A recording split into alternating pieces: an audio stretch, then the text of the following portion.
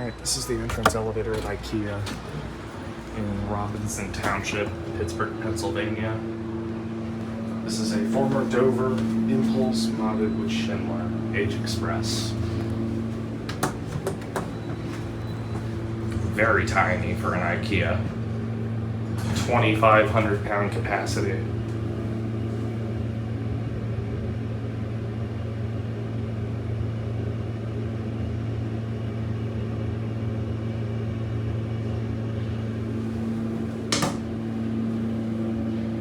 First floor.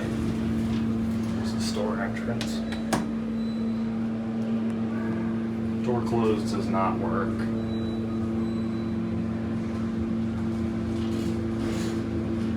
Alright, here we go.